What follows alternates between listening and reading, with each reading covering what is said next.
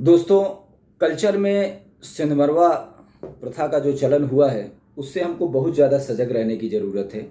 ख़ास तौर से उस समाज को बहुत ज़्यादा सजग रहने की ज़रूरत है जिसने अपना सब कुछ दे करके इस राष्ट्र को बनाया है, जिसने अपना पूरा जीवन लगाकर, पीढ़ियाँ लगा करके इस सभ्यता को बनाया है।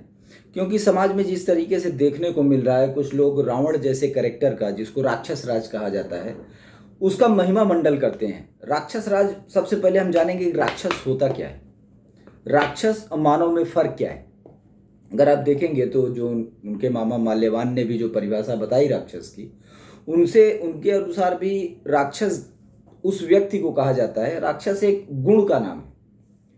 उस व्यक्ति को कहा जाता है जो दूसरे की संपत्ति का हरण करता है, दूसरे की स्त्रियों का हरण करता है, दूसरे के अधिकारों का हरण करता है, दूसरे के जीवन को खा जाता है, उसी को हम राक्षस बोलते हैं। तो एक राक्षस को जिस तरीके से मर्यादा पुरुषोत्तम से कंपेयर करने की कोशिश की जा रही है, एक राक्षस को जिस तरीके से लोगों के मूल्य के रूप में स्थापित करने की कोशिश की जा रही है।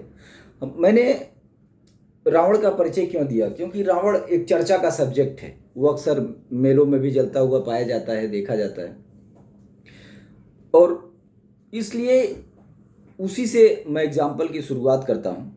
आजकल कुछ लोग बता रहे हैं कि मर्यादा पुरुषोत्तम को कथा सुनाने आ गया था और ऐसा वैसा। उसके अगर हम चारित्रिक तौर तरीकों पे जाएं, तो अगर हम ये भक्ति आंदोलन के टाइम के साहित्यों को छोड़ दें, या मुगल प्रभाव वाले टाइम के साहित्यों को छोड़ दें, या वो साहित्य जो अंग्रेज़ों के षड्यंत्र के साथ प्रिंट किए गए, लिखने वालों ने षड्यंत्र नहीं किया रहेगा, ये बात फिक्स है, उन्होंने सही लिखा होगा, पर जब अंग्रेज़ों के साथ मिलजुल करके जो प्रिंटिंग हाउस चले या उनकी कृपा से जो चले, और जिस तरीके से अंग्रेज़ों ने पूरी सभ्यता को छेड़ा, भगवान श्री कृष्ण को जिस तरीके से उन्होंने दर्शाने का कोशिश किया, तो उससे आप लोग समझ सकते हैं कि कैसा षड्यंत्र हो सकता है। अगर हम वाल्मीकि रामायण को पढ़ें, जिसमें छेड़छाड़ की संभावना कम की गई है, पर वो पकड़ में आ जाता है।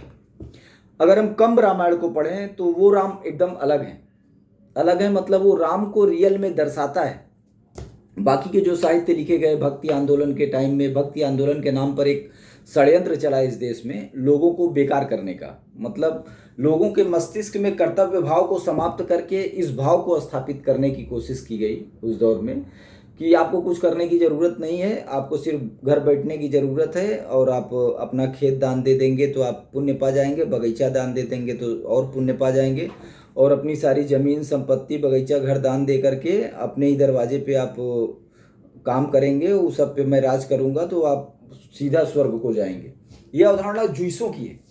अच्छा, कुछ घुसपैठिए जब इस देश में घुसे, जैसे कुछ पश्तून आए, जिनको पश्तूनों ने बसाया, कुछ और भी दूसरी बिरादरियां आई, कुछ और बाहरी लोग आए जिनके खुद के पूर्वजों ने अपने साहित्यों में लिखा भी है, तो उन्होंने इस चीज़ को बहुत ज़्यादा प्रमोट किया।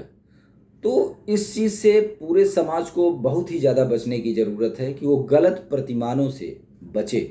राक्षस और मानव में भेद होता है, भगवान में, राक्षस में ज़मीन आसमान का भेद होता है। तो इसलिए कभी भी परमेश्वर की तुलना, कभी भी देव पुरुष की तुलना किसी राक्षस से न करें। ऐसा करके आप अपने को, अपने आने वाली पीढ़ी को पतन के मार्ग पे ले जा रहे हैं।